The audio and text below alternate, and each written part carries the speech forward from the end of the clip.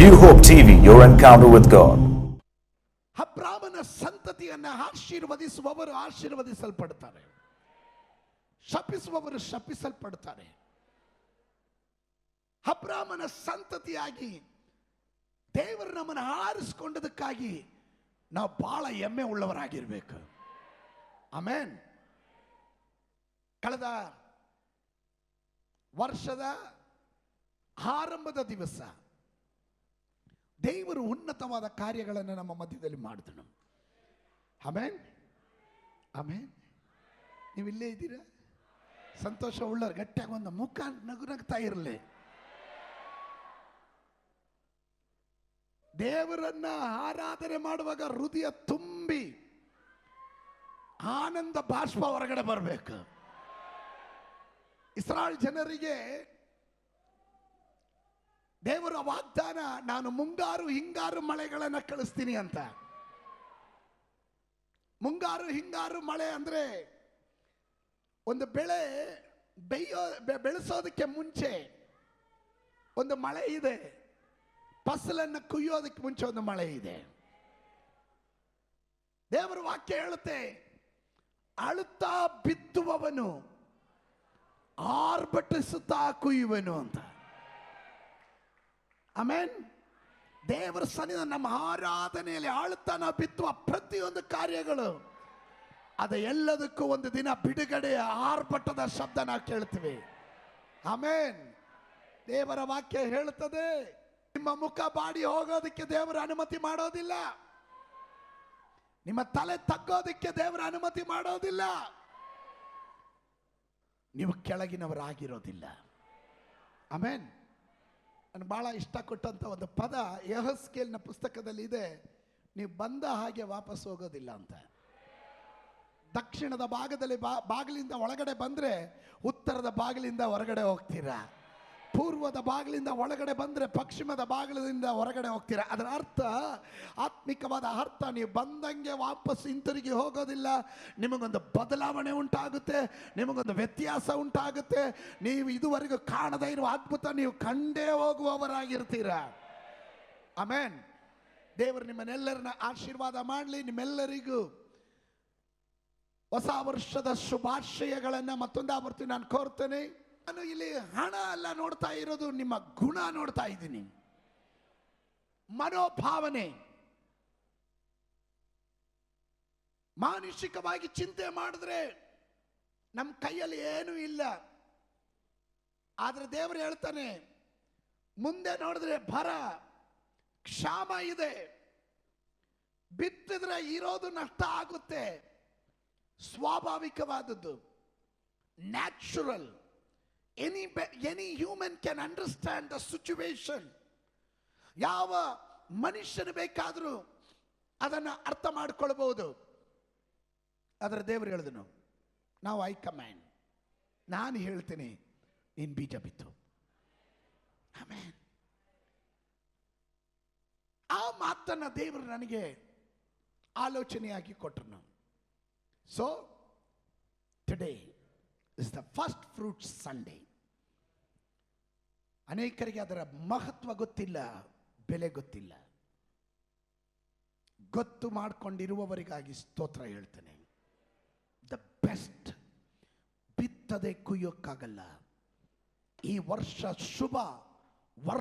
ಶುಭ ದಿನ ಎಂಬುದನ್ನ ನಿಮಗೆ ದೇವರು ಆಲೋಚನೆ ಕೊಟ್ಟಿರೋದಾದ್ರೆ ಅದರದ ಬೀಜನ ಬಿತ್ತೋದಕ್ಕೆ ನಾವಿಲ್ಲಿ ಬಂದಿದ್ದೀವಿ. ದ ಬೆಸ್ಟ್ ನಾವು ತಗೊಂಡು ಬಂದಿದ್ದೀವಿ. ಕಾಯಿ ಪಲ್ಯ ಆಗಿರ್ಬೋದು, ದವಸ ಧಾನ್ಯಗಳಾಗಿರ್ಬೋದು, ಯೋಗ್ಯವಾದದ್ದು, ಪರಿಶುದ್ಧವಾದದ್ದು ದೇವರಿಗಾಗಿ ಬಿತ್ತಬೇಕು. ಹೀಗೆ ಹೇಳಿದನು, ಪ್ರಥಮ ಫಲ ಅದನ್ನು ತೆಗೆದುಕೊಂಡು ಬರುವಾಗ ನಿಮ್ಮಲ್ಲಿ ಹುಟ್ಟುವ ಗಂಡು ಪ್ರಥಮ ಚೊಚ್ಚಲ ಮಗು ಆಗಬಹುದು, ಚೊಚ್ಚಲ ಕರು ಆಗಬಹುದು, ಚೊಚ್ಚಲ ಹಾಡಾಗ್ಬೋದು, ಕುರಿ ಆಗ್ಬೋದು. ಪ್ರಥಮವಾದುದು. ಆದರೆ ಕತ್ತೆ ಮರಿ ಹಾಕಿದ್ರೆ ಅದನ್ನ ನನ್ನ ಹಾಲಿಗೆ ಅದನ್ನು ತರಬಾರ್ದು, ಅದಕ್ಕೆ ಬದಲಾಗಿ ಒಂದು ಕುರಿಯನ್ನು ತರಬೇಕು. ಬಹಳ ಇಂಪಾರ್ಟೆಂಟ್. ಕತ್ತೆ ತರಂಗಿಲ್ಲ, ಅದಕ್ಕೆ ಬದಲಾಗಿ ಒಂದು ಕುರಿಯನ್ನು ತರಬೇಕು. ಪರಿಶುದ್ಧಾತ್ಮನು ಹೀಗೆ ಹೇಳಿದನು, ಒಂದು ಪಕ್ಷ ಆ ಕುರಿ ಕೊಡೋದಕ್ಕೆ ಮನಸ್ಸಿಲ್ಲದೆ ಇರುವವನು ಆ ಕತ್ತೆಯ ಕುತ್ತಿಗೆಯನ್ನ ಮುರಿಬೇಕು, ಅಂದ್ರೆ ಅದನ್ನು ಉಪಯೋಗಿಸಂಗಿಲ್ಲ. ಪರಿಶುದ್ಧಾತ್ಮನು ಹೇಳಿದನು, ದ ಸೀಡ್, ಬಿತ್ತುವ ಬೀಜ, ಆ ಪ್ರಥಮ ಫಲವನ್ನು ಯಾರು ತಿನ್ನಂಗಿಲ್ಲ, ಅದು ದೇವರಿಗಾಗಿ ಮೀಸಲಾಗಿರೋದು. ನೀವು ಯಾರು ಕ್ರೈಸ್ತ ಕುಟುಂಬಗಳಿಂದ ಹುಟ್ಟು ಬಂದವರಲ್ಲ, ಅದರ ಕುರಿತಾಗಿ ಹೆಚ್ಚಿನ ಮಾಹಿತಿ ಉಳ್ಳವರು ಅಲ್ಲ, ಪಾರಂಪರೆಯಿಂದ ಬಂದವರಲ್ಲ. ಅದಕ್ಕಾಗಿ ಸ್ತೋತ್ರ ಹೇಳ್ತೀನಿ ಅಂದೆ. ನೀವು ನನಗಿಂತ ಗಟ್ಟಿಯಾಗಿ ಹೇಳಬೇಕು. ಅಲ್ಲೆಲೂಯ. ಇದರಲ್ಲಿ ಫಸ್ಟ್ ಜನರೇಷನ್ ಕ್ರಿಶ್ಚಿಯನ್ಸ್ ಜಾಸ್ತಿ ಇರೋದು. ಅಲ್ಲೆಲೂಯ. ಪುಟ್ ಎ ಫೌಂಡೇಶನ್, ಉತ್ತಮ ಅಡಿಪಾಯ ಹಾಕ್ರಿ, ತಲೆಮಾರಿಗೆ ಬೇಕಾದದನ್ನ ಕೂಡಿಸ್ರಿ. ಆಮೇನ್. ಅದಕ್ಕೋಸ್ಕರನೇ ಈ ಪ್ರಥಮ ಫಲದ ಭಾನುವಾರ. ಈ ಪ್ರಥಮ ಫಲದ ಭಾನುವಾರದಂದು ಹೃದಯವ ದೇವರು ನೋಡ್ತಾನೆ. ಆಮೇನ್. ಎಷ್ಟು ಜನ ಸಂತೋಷವಾಗಿದ್ದೀರಾ? ಗಟ್ಟಿಯಾಗೊಂದು ಆಮೇನ್ ಹೇಳ್ರಿ. ಹಿಂದ್ಗಡೆ ಇರೋರ್ಗೊಂದು ಗಟ್ಟಿಯಾಗೊಂದು ಆಮೇನ್ ಹೇಳ್ರಿ. ಆಮೇನ್. ಎಲ್ಲರೂ ಹೇಳ್ರಿ, ಕರ್ತನೇ ನನ್ನ ಮನಸ್ಸನ್ನು ಸಿದ್ಧಗೊಳಿಸು ಅಂತ. ಮತ್ತೊಮ್ಮೆ ಹೇಳ್ರಿ, ತಲೆ ಮೇಲೆ ಕೈ ಇಟ್ಕೊಳ್ರಿ. ನನ್ನ ಮನಸ್ಸನ್ನು ಶುದ್ಧಿ ಮಾಡು, ನಿನ್ನ ರಕ್ತದಿಂದ ನನ್ನ ಮನಸ್ಸನ್ನು ಶುದ್ಧಿ ಮಾಡು, ವಚನಕ್ಕೆ ವಿಧಿಯರಾಗತಕ್ಕಂತೆ ಕೃಪೆ ಕೊಡು, ಯೇಸುವಿನ ನಾಮದಲ್ಲಿ ಆಮೆನ್. ಸತ್ಯವೇದ ಗ್ರಂಥ ತಂದಿರುವವರೆಲ್ಲರೂ ವಿಮೋಚನ ಕಾಂಡ ಪುಸ್ತಕ 13ನೇ ಅಧ್ಯಾಯಕ್ಕೆ ಬರೋಣ. 13ನೇ ಅಧ್ಯಾಯದ 1-2 ವಚನವನ್ನು ಆರಂಭದಲ್ಲಿ ಓದಿ ಆರಂಭಿಸೋಣ. ಯೆಹೋವನು ಮೋಶೆಗೆ, ಇಸ್ರಾಯೇಲರು ತಮ್ಮಗಾಗಲಿ ತಮ್ಮ ಪಶುಗಳೊಳಗಾಗಲಿ ಪ್ರಥಮ ಗರ್ಭವನ್ನು, ಅಂದರೆ ಚೊಚ್ಚಲಾಗಿ ಹುಟ್ಟಿದ್ದೆಲ್ಲವನ್ನು ನನಗೆ ಮೀಸಲಾಗಿಡಬೇಕು, ಅದು ನನ್ನದೇ ಎಂದು ಹೇಳಿದನು.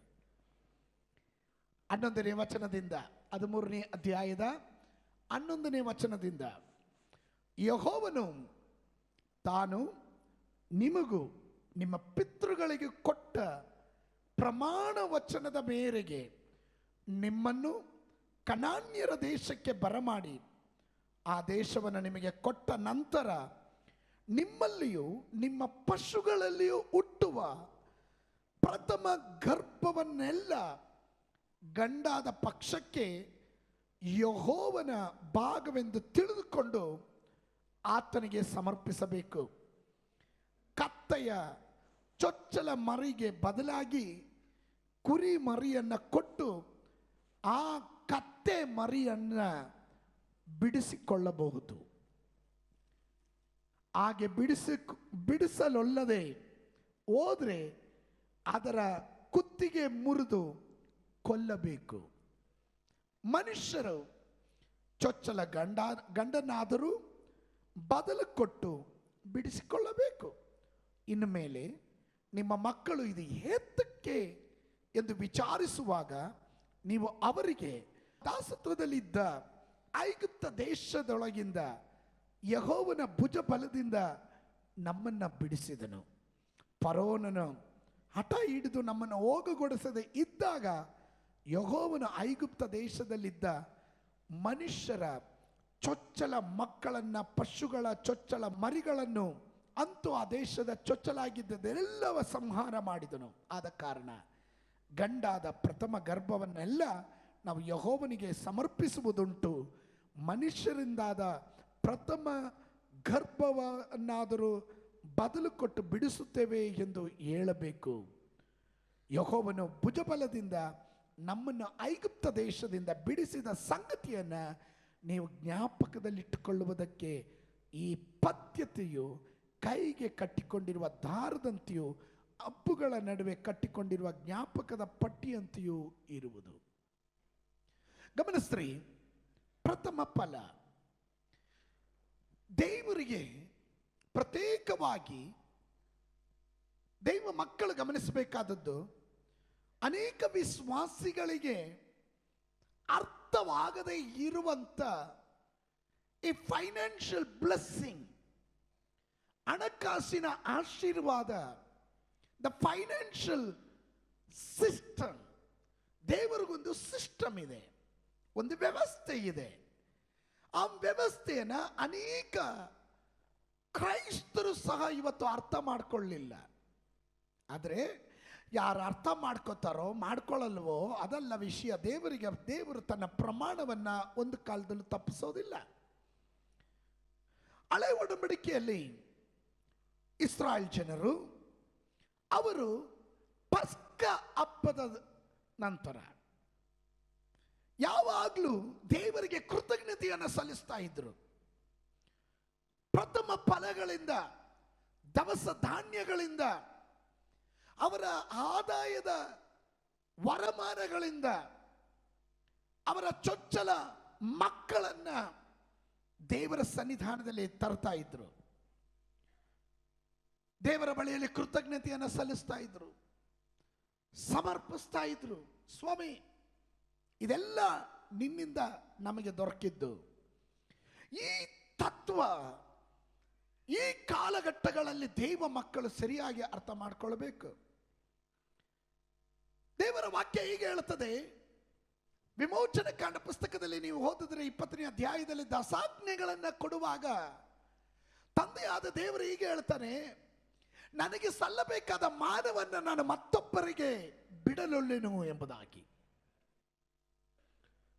ಫಸ್ಟ್ ಪ್ರಯಾರಿಟಿ, ಮೊದಲನೇ ಆದ್ಯತೆ ದೇವರಿಗುಳ್ಳದು.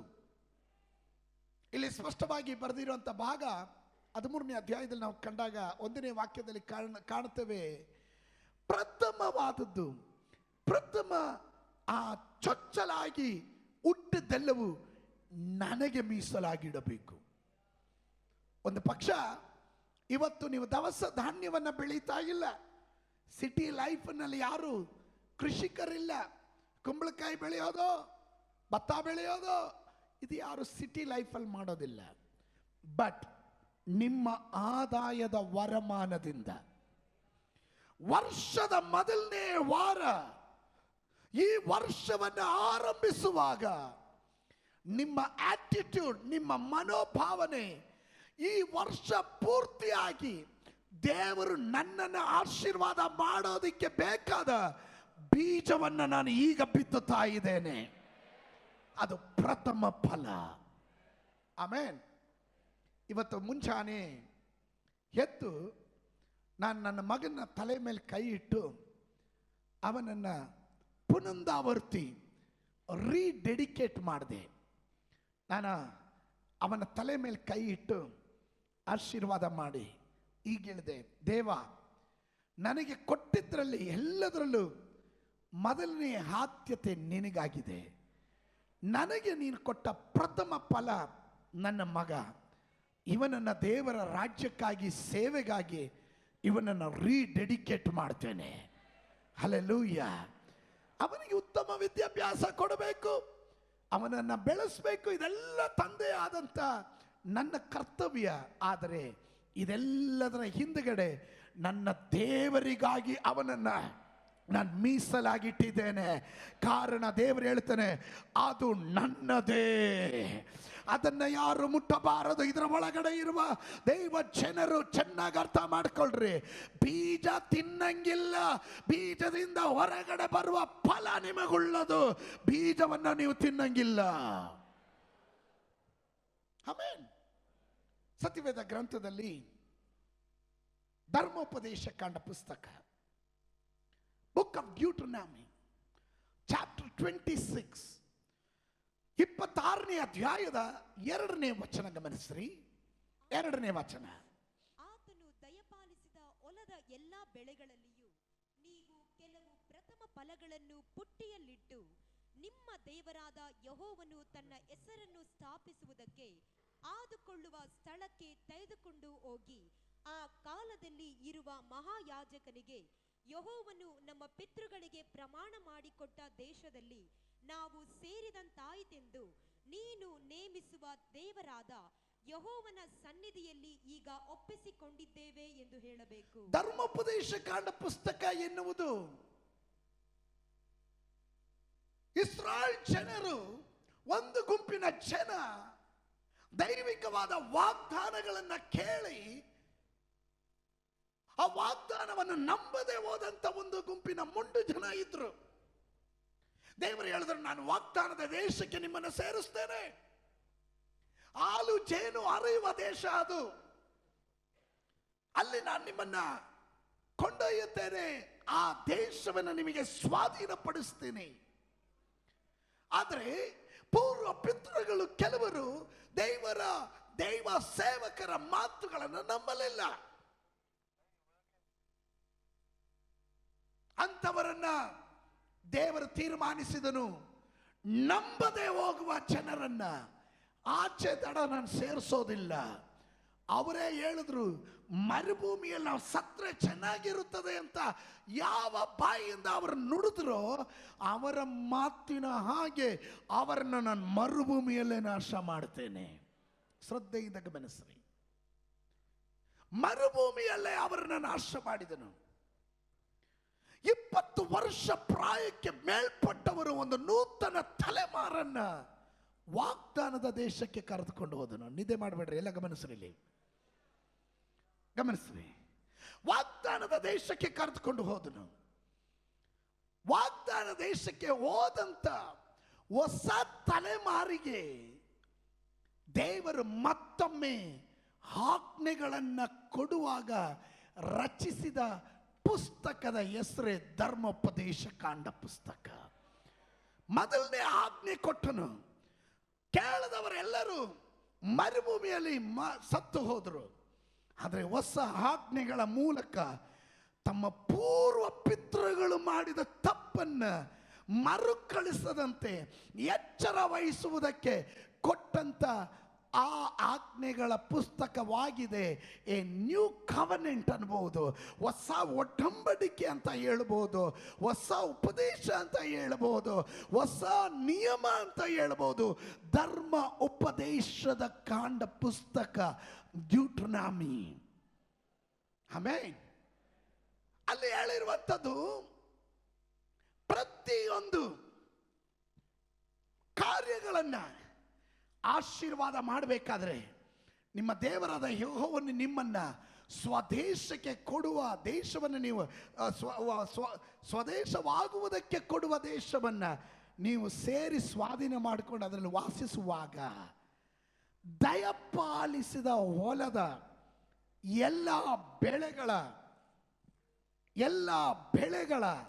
ಬೆಳೆಗಳಲ್ಲಿಯೂ ನೀವು ಕೆಲವು ಪ್ರಥಮ ಫಲಗಳನ್ನು ಪುಟ್ಟಿಯಲ್ಲಿಟ್ಟು ನಿಮ್ಮ ದೇವರಾದ ಯೆಹೋವನು ತನ್ನ ಹೆಸರನ್ನು ಸ್ಥಾಪಿಸುವುದಕ್ಕೆ ಆದುಕೊಳ್ಳುವ ಸ್ಥಳಕ್ಕೆ ತೆಗೆದುಕೊಂಡು ಹೋಗಿ.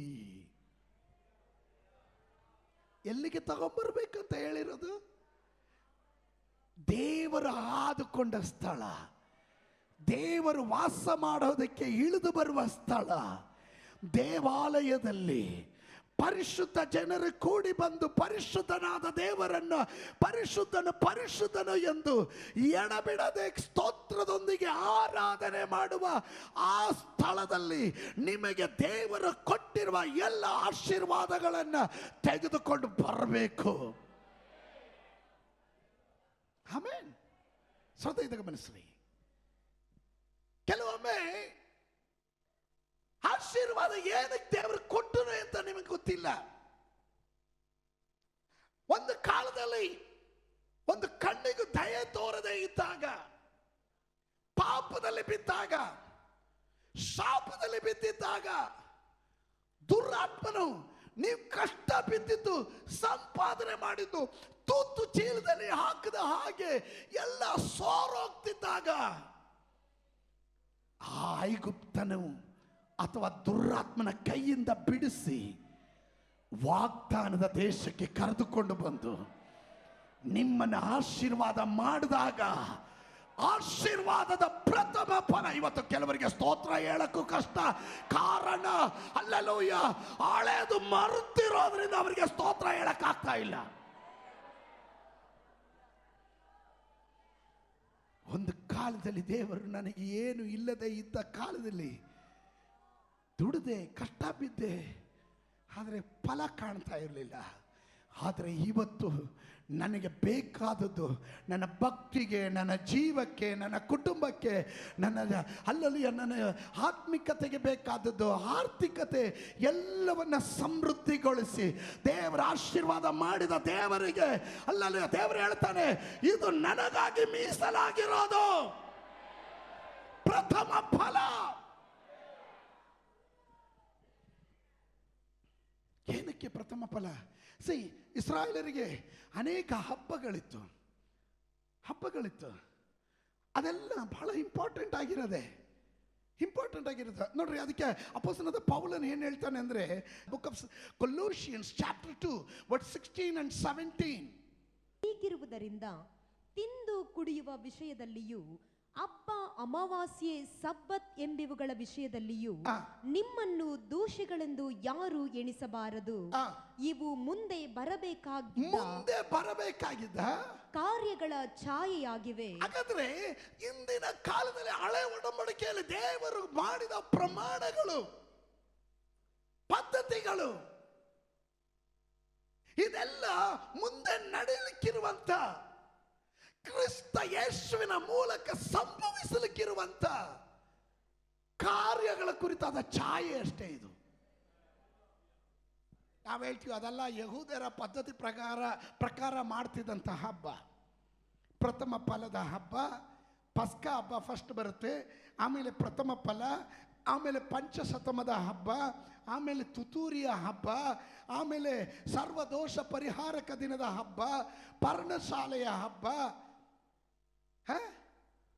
ಸಂತೋಷವಾದ ದೇವರ ನಿಯಮಕ್ಕಾಗಿ ಸಂತೋಷ ಪಡಬೇಕಾದಂಥ ಹಬ್ಬ, ದೇವಾಲಯ ಪದ್ಧತಿಯ ಪ್ರಕಾರ ಮಾಡುವಂಥ ಹಬ್ಬ, ಫೀಸ್ಟ್ ಆಫ್ ಡೆಡಿಕೇಶನ್, ಪ್ರತಿಷ್ಠಾಪನೆಯ ಹಬ್ಬ. ಹೀಗೆ ನಾನಾ ವಿಧವಾದಂಥ ಹಬ್ಬಗಳನ್ನ,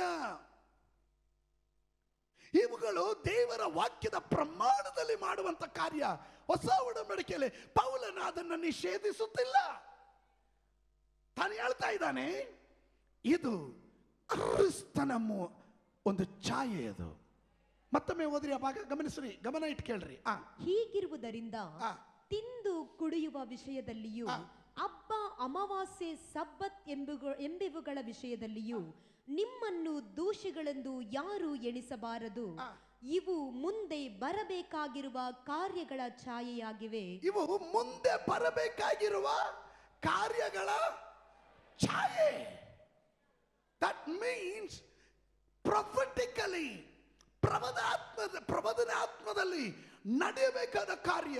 ಎಷ್ಟು ಜನರಿಗೆ ಅರ್ಥ ಆಗ್ತಾ ಇದೆಯೋ ಗೊತ್ತಿಲ್ಲ. ನಾನಿವತ್ತು ಮಾಡ್ತಾ ಇರೋದು ಇದು ದೇವರ ಪ್ಲಾನ್ ಅನ್ನ ನನ್ನ ಕಾಲದಲ್ಲಿ ನಾನು ನೆರವೇರಿಸ್ತಾ ಇದ್ದೇನೆ. ನಾನು ಅದನ್ನ ಉಲ್ಲಂಘನೆ ಮಾಡೋದಿಲ್ಲ. Are you with me? ನನ್ನ ಜೊತೆ ಇದ್ದೀರಾ? ಯಾರಾದ್ರೂ ಪಕ್ಕದಲ್ಲಿ ಇರೋ ಕೈ ಕೊಟ್ಟಲ್ರಿ, ಪಾಸ್ಟರ್ ಹೇಳಿದ ಅರ್ಥ ಆಯ್ತಾ ಕೇಳ್ರಿ. ಕೆಲವರು ಹೇಳ್ತಾರೆ, ಅದು ಹಳೆ ಒಡಂಬಡಿಕೆಯಲ್ಲಿ ಇರೋದು, ನಮಗ್ ಬೇಡ ಸರ್. ಬೇಡ ಅನ್ನೋ ಕಾರಣ ನಿನಗೆ ಮನಸ್ಸಿಲ್ಲ. ಅದರಿಂದ ನಿನಗೆ ಮನಸ್ಸಿಲ್ಲ. ನೀನ್ ಬೀಜ ಸಮೇತ, ಹೊಟ್ಟೆ ಸಮೇತ ಮಾವನನ್ನು ತಿನ್ನೋಣ. ನೀನು ಫಲ ದೇವರು ನಿನಗೆ ಕೊಟ್ಟಿದ್ದಾನೆ. ಒಳ್ಳೆ ಕುಟುಂಬ ಕೊಡ್ಲಿಲ್ವಾ? ಮಕ್ಕಳು ಕೊಡ್ಲಿಲ್ವಾ? ಒಳ್ಳೆ ಕೆಲಸ ಕೊಡ್ಲಿಲ್ವಾ? ಬಿಸ್ನೆಸ್ ಕೊಡ್ಲಿಲ್ವಾ?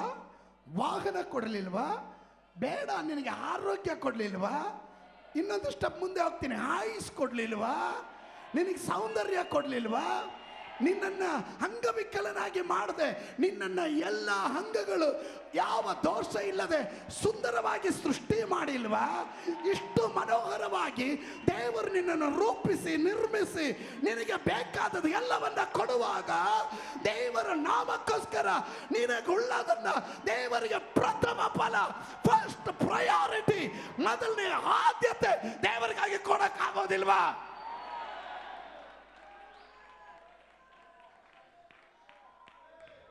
ಹುಟ್ಟಿದಾಗ ತಾಯಿಯ ಗರ್ಭದಿಂದ ಹೊರಗಡೆ ಬರುವಾಗ ನೀನೇನು ಕಾರ್ ಹಿಡ್ಕೊಂಡು ಬಂದೆ, ಮನೆ ಹೊತ್ಕೊಂಡು ಬಂದಿಯಾ, ಸೂಟು ಬೂಟು ತಗೊಂಡು ಬಂದಿಯಾ? ಇದೆಲ್ಲ ನಿನ್ನ ದೇವರಾದ ಯೆಹೋವನು ನಿನಗಾಗಿ ದಯಪಾಲಿಸಿದ ನೀನ್ ತಗೊಳ್ಳೋದಕ್ಕೆ ಗೊತ್ತು, ನಿನಗೆ ದೇವರ ನಾಮಕ್ಕೆ ಕೊಡಬೇಕೆನ್ನೋದು ಗೊತ್ತಿಲ್ಲವೇ? ದೇವರ ವಾಕ್ಯ ಹೇಳುತ್ತದೆ, ದೇವರು ಅವರ ಮನೋಭಾವನೆಗಳನ್ನ ಪರೀಕ್ಷಿಸುವ ದೇವರು. ಲಿಸನ್, ಸತ್ಯವೇದ ಗ್ರಂಥದಲ್ಲಿ ನನಗೆ ಬಹಳ ಸುಂದರವಾದಂಥ ಕೆಲವೊಂದು ಕಾರ್ಯಗಳಿದೆ ನೋಡ್ರಿ. ಧರ್ಮೋಪದೇಶ ಕಾಂಡ ಪುಸ್ತಕ 26ನೇ ಅಧ್ಯಾಯದ 10 ಮತ್ತು 11ನೇ ವಚನ ಗಮನಿಸ್ರಿ. 10 ಮತ್ತು 11ನೇ ವಚನ. ಆದುದರಿಂದ ಯೆಹೋವನೇ, ನೀನು ಅನುಗ್ರಹಿಸಿರುವ ಭೂಮಿಯ ಬೆಳೆಯಲ್ಲಿ ಪ್ರಥಮ ಫಲಗಳನ್ನು ನಾವು ಕಾಣಿಕೆಯಾಗಿ ತಂದಿದ್ದೇವೆ. ಇವತ್ತು ಎಷ್ಟು ಜನ ಆ ಸಿದ್ಧತೆಯೊಂದಿಗೆ ಬಂದಿದ್ದೀರಾ? ಎಷ್ಟು ಜನ ಆ ಸಿದ್ಧತೆಯೊಂದಿಗೆ ಬಂದಿದ್ದೀರಾ? This is the year, first week, ಮೊದಲನೇ ಭಾನುವಾರ ನಾನು ದೇವರ ಸನ್ನಿಧಿಯಲ್ಲಿ ಆರಾಧನೆ ಮಾಡೋದಕ್ಕೆ ಬಂದಿದ್ದೇನೆ. ಈ ವರ್ಷ 2017ನೇ ಇಸ್ವಿ ಆರಂಭದ ಭಾನುವಾರದಿಂದ ನಾನು ಬೀಜ ಬಿತ್ತುತ್ತೇನೆ. ಕಾರಣ ಬರುವ ಡಿಸೆಂಬರ್ 31ನೇ ತಾರೀಕಿಗೆ ನಾನು ಎದ್ದು ನಿಂತು ಹೇಳ್ತೇನೆ, ನನ್ನ ದೇವರು ಒಳ್ಳೆಯವನಾಗಿದ್ದಾನ. ಪರಲೋಕವನ್ನ ಭೂಲೋಕವನ್ನುಂಟು ಮಾಡಿದ ನಮ್ಮ ಸರ್ವಶಕ್ತನಾದ ದೇವರೇ, ಈ ಮನೋಹರವಾದ ಆರಾಧನೆಗಾಗಿ ಸ್ತೋತ್ರ. ಪ್ರಥಮ ಫಲದ ಭಾನುವಾರ ನಮ್ಮನ್ನು ಆಶೀರ್ವಾದ ಮಾಡಿದಕ್ಕಾಗಿ ಸ್ತೋತ್ರ. ಜನರನ್ನ ಸಮಾಧಾನವಾಗಿ ಕಳಿಸ್ಕೊಡು. ಯೇಸುವಿನ ನಾಮದಲ್ಲಿ ಬೇಡ್ತೇನೆ ತಂದೆ. ನಮ್ಮ ಕರ್ತನಾದ ಯೇಸು ಕ್ರಿಸ್ತನ ಕೃಪೆಯು, ತಂದೆಯ ಪ್ರೀತಿ, ಪವಿತ್ರಾತ್ಮನ ಅನ್ಯೋನ್ಯತೆಯು ಪ್ರಾರ್ಥನೆ ಮಾಡಿ ಇಂದು ಕುಟುಂಬಗಳ ಸಂಗಡವಾಗಿ ಇಂದಿಗೂ ಎಂದಿಗೂ ಕರ್ತನ ಬರೋಣದವರೆಗೆ ಉಂಟಾಗಿರಲಿ. ಜಯ ಕೊಟ್ಟ ಕರ್ತನಿಗೆ ಸ್ತೋತ್ರ ಮಾಡೋಣ. Hallelujah, hallelujah, hallelujah.